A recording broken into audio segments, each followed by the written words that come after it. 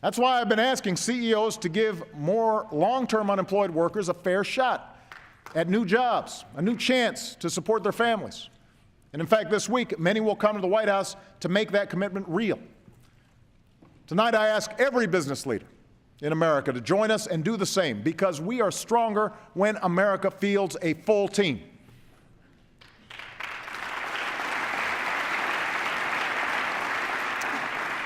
Of course, it's not enough to train today's workforce.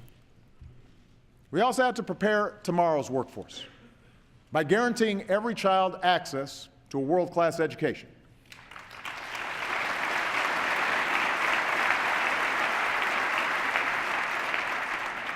As Steven Rodriguez couldn't speak a word of English when he moved to New York City at age 9. But last month, thanks to the support of great teachers and an innovative tutoring program, he led a march of his classmates through a crowd of cheering parents and neighbors from their high school to the post office where they mailed off their college applications. And this son of a factory worker just found out he's going to college this fall.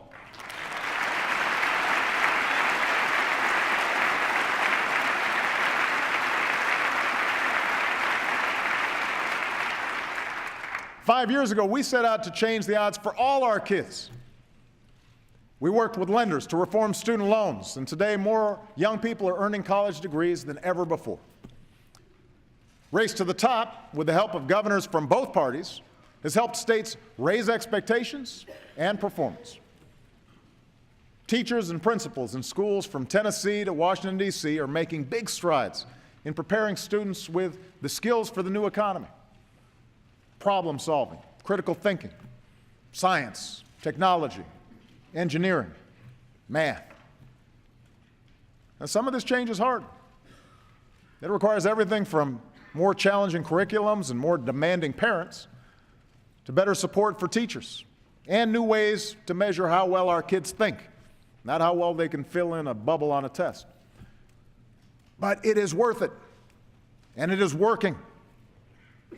The problem is we're still not reaching enough kids, and we're not reaching them in time, and that has to change.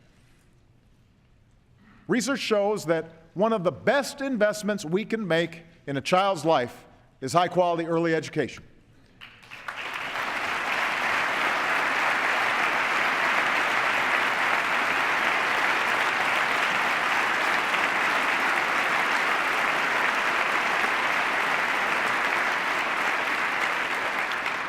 Last year, I asked this Congress to help states make high-quality pre-K available to every 4-year-old. And as a parent, as well as a president, I repeat that request tonight. But in the meantime, 30 states have raised pre-K funding on their own. They know we can't wait. So just as we worked with states to reform our schools, this year we'll invest in new partnerships with states and communities across the country in a race to the top for our youngest children. And as Congress decides what it's going to do, I'm going to pull together a coalition of elected officials, business leaders, and philanthropists willing to help more kids access the high-quality pre-K that they need. It is right for America. We need to get this done.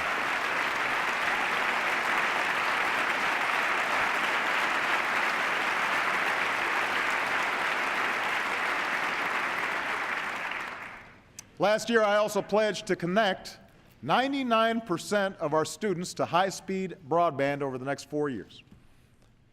Tonight, I can announce that with the support of the FCC and companies like Apple, Microsoft, Sprint, and Verizon, we've got a down payment to start connecting more than 15,000 schools and 20 million students over the next 2 years without adding a dime to the deficit.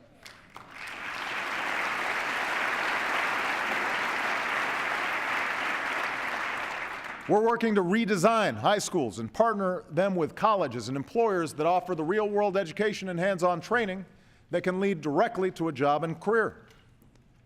We're shaking up our system of higher education to give parents more information and colleges more incentive to offer better value so that no middle-class kid is priced out of a college education. We're offering millions the opportunity to cap their monthly student loan payments to 10% of their income. And I want to work with Congress to see how we can help even more Americans who feel trapped by student loan debt.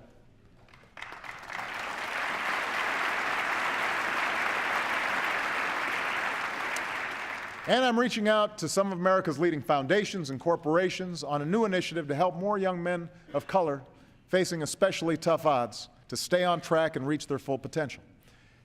The bottom line is, Michelle and I want every child to have the same chance this country gave us. But we know our opportunity agenda won't be complete. And too many young people entering the workforce today will see the American dream as an empty promise, unless we also do more to make sure our economy honors the dignity of work and hard work pays off for every single American. You know, today, women make up about half our workforce, but they still make 77 cents for every dollar a man earns. That is wrong. And in 2014, it's an embarrassment. Women deserve equal pay for equal work.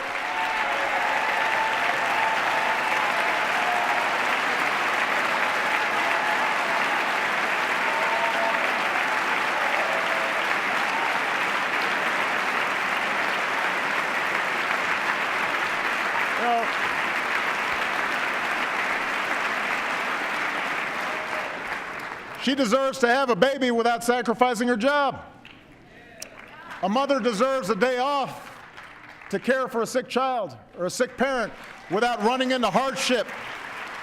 And you know what? A father does too. It is time to do away with workplace policies that belong in a Mad Men episode. This year, let's all come together, Congress, the White House, businesses from Wall Street to Main Street, to give every woman the opportunity she deserves, because I believe when women succeed, America succeeds.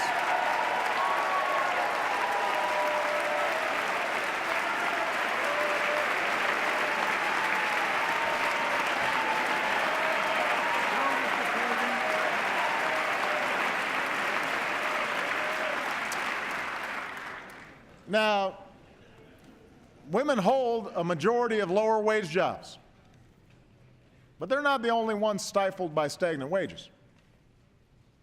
Americans understand that some people will earn more money than others, and we don't resent those who, by virtue of their efforts, achieve incredible success. That's what America's all about.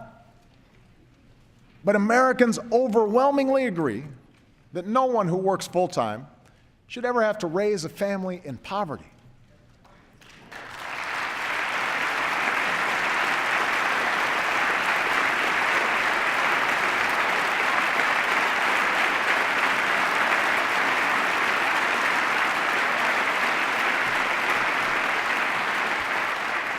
In the years since I asked this Congress to raise the minimum wage, 5 states have passed laws to raise theirs. Many businesses have done it on their own. Nick Shute is here today with his boss, John Serrano. John's an owner of Punch Pizza in Minneapolis, and Nick helps make the dough. Only now he makes more of it. John just gave his employees a raise to $10 an hour, and that's a decision that has eased their financial stress and boosted their morale. Tonight, I ask more of America's business leaders to follow John's lead. Do what you can to raise your employees' wages.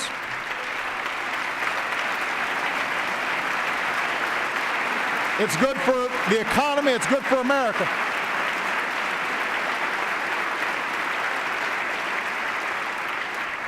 To every mayor, governor, state legislator in America, I say, you don't have to wait for Congress to act.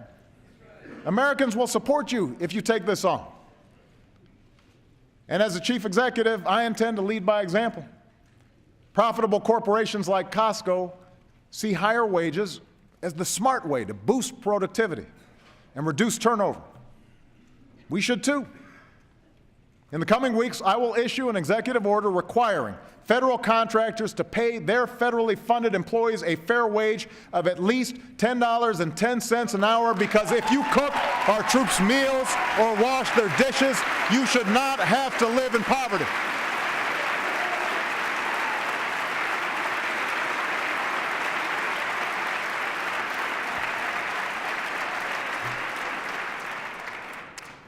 Of course, to reach millions more, Congress does need to get on board. Today, the federal minimum wage is worth about 20% less than it was when Ronald Reagan first stood here. And Tom Harkin and George Miller have a bill to fix that by lifting the minimum wage to $10.10. It's easy to remember, 10-10. This will help families. It'll give businesses customers with more money to spend. It does not involve any new bureaucratic program. So join the rest of the country. Say yes. Give America a raise. Give them a raise.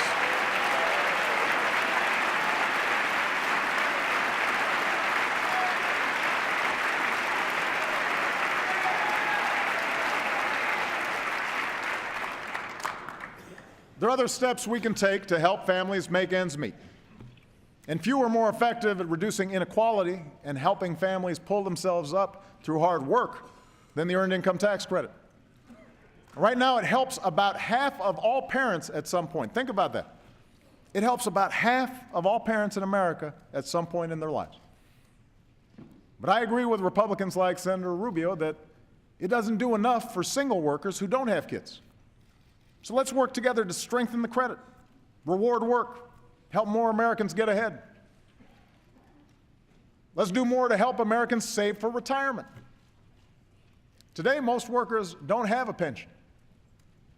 A Social Security check often isn't enough on its own. And while the stock market has doubled over the last 5 years, that doesn't help folks who don't have 401ks. That's why tomorrow I will direct the Treasury to create a new way for working Americans to start their own retirement savings. MyRA.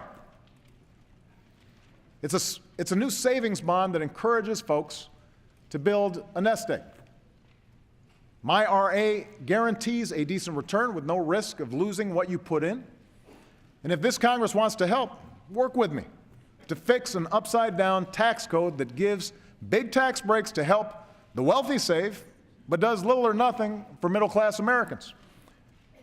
Offer every American access to an automatic IRA on the job so they can save at work just like everybody in this chamber can. And since the most important investment many families make is their home, send me legislation that protects taxpayers from footing the bill for a housing crisis ever again and keeps the dream of home ownership alive for future generations.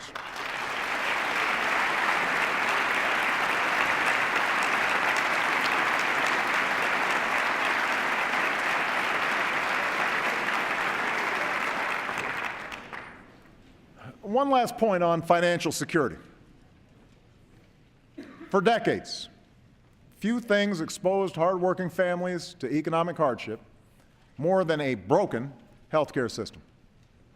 And in case you haven't heard, we're in the process of fixing that.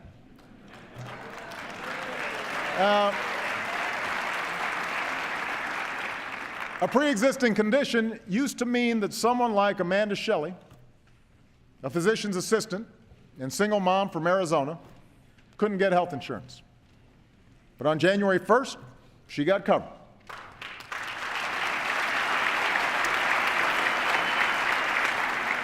On January 3rd, she felt a sharp pain. On January 6th, she had emergency surgery. Just 1 week earlier, Amanda said, and that surgery would have meant bankruptcy. That's what health insurance reform is all about. The peace of mind that if misfortune strikes, you don't have to lose everything. Already, because of the Affordable Care Act, more than 3 million Americans under age 26 have gained coverage under their parents' plan.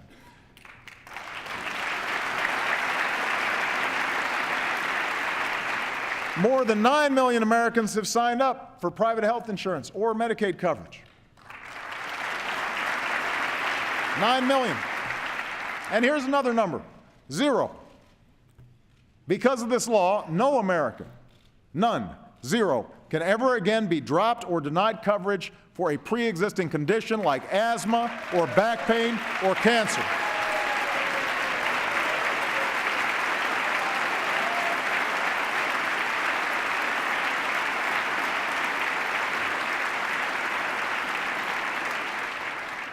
No woman can ever be charged more just because she's a woman.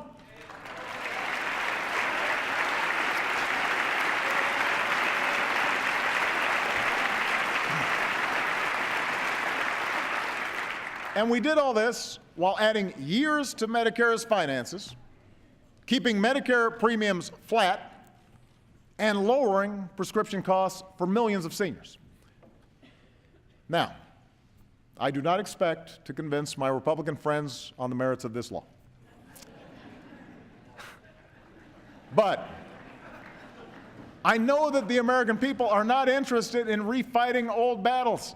So, again, if you have specific plans to cut costs, cover more people, increase choice, tell America what you do differently. Let's see if the numbers add up. But let's not have another 40-something votes to repeal a law that's already helping millions of Americans like Amanda.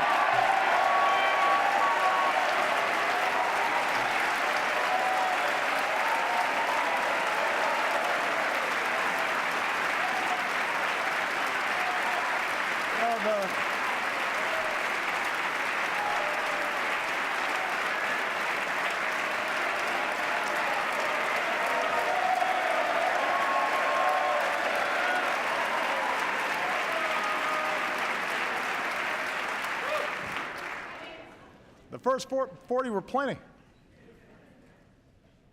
We all owe it to the American people to say what we're for, not just what we're against. And if you want to know the real impact this law is having, just talk to Governor Steve Beshear of Kentucky, who's here tonight. Now, Kentucky is not the most liberal part of the country. That's not where I got my highest vote totals. But he's like a man possessed when it comes to covering his Commonwealth's families. They're our neighbors and our friends, he said.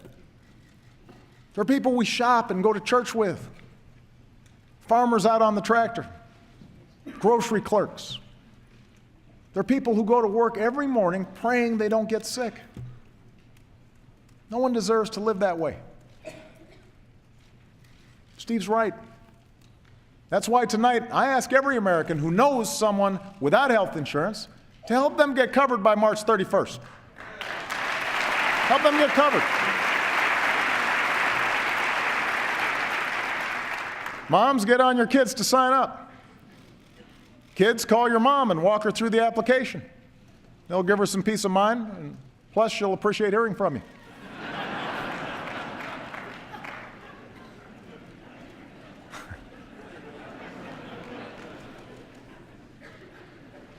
After all, that's the spirit that has always moved this nation forward. It's the spirit of citizenship. The recognition that through hard work and responsibility, we can pursue our individual dreams, but still come together as one American family to make sure the next generation can pursue its dreams as well. Citizenship means standing up for everyone's right to vote.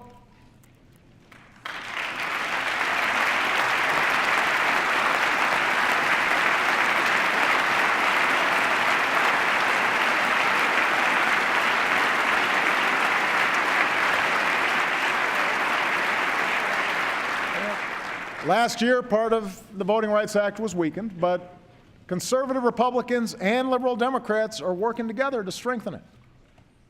And the bipartisan commission I appointed, chaired by my campaign lawyer and Governor Romney's campaign lawyer, came together and have offered reforms so that no one has to wait more than a half hour to vote. Let's support these efforts. It should be the power of our vote, not the size of our bank accounts, that drives our democracy.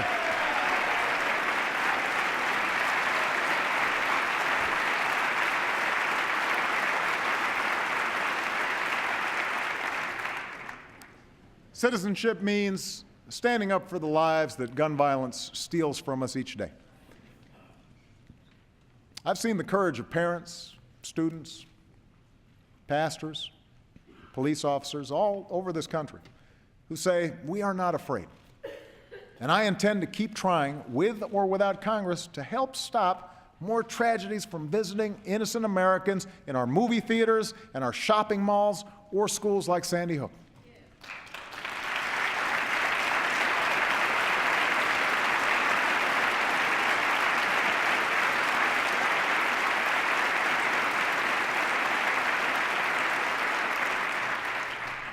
Citizenship demands a sense of common purpose, participation in the hard work of self-government, an obligation to serve our communities. And I know this chamber agrees that few Americans give more to their country than our diplomats and the men and women of the United States Armed Forces.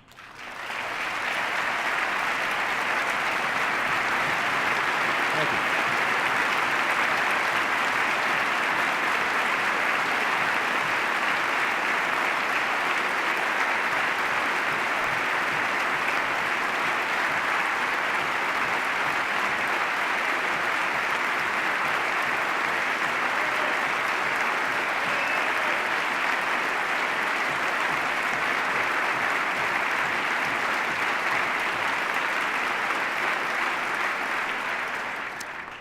Tonight, because of the extraordinary troops and civilians who risk and lay down their lives to keep us free, the United States is more secure. When I took office, nearly 180,000 Americans were serving in Iraq and Afghanistan. Today, all our troops are out of Iraq. More than 60,000 of our troops have already come home from Afghanistan. With Afghan forces now in the lead for their own security, our troops have moved to a support role. Together with our allies, we will complete our mission there by the end of this year, and America's longest war will finally be over.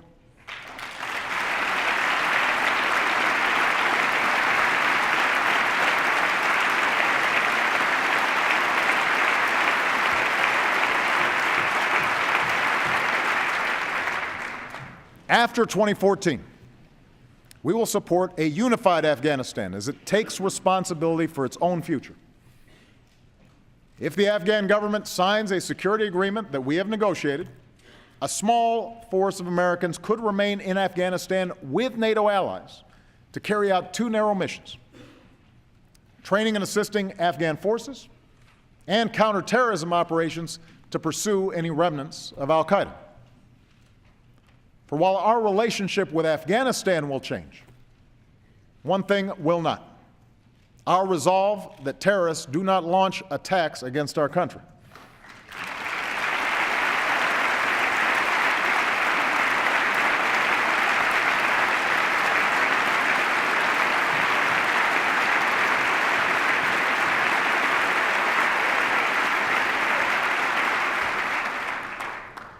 The fact is, that danger remains.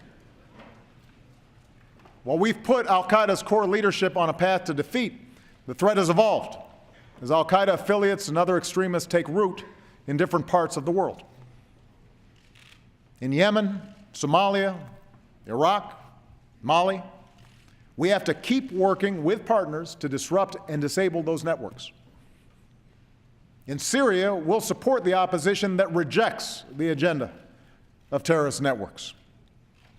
Here at home, we'll keep strengthening our defenses and combat new threats like cyber attacks. And as we reform our defense budget, we will have to keep faith with our men and women in uniform and invest in the capabilities they need to succeed in future missions.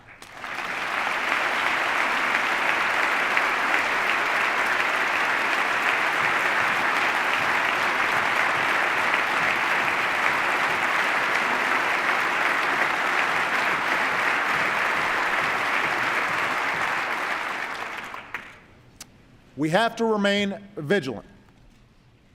But I strongly believe our leadership and our security cannot depend on our outstanding military alone. As Commander-in-Chief, I have used force when needed to protect the American people, and I will never hesitate to do so as long as I hold this office. But I will not send our troops into harm's way unless it is truly necessary, nor will I allow our sons and daughters to be mired in open-ended conflicts. We must fight the battles that need to be fought, not those that terrorists prefer from us, large-scale deployments that drain our strength and may ultimately feed extremism. So even as we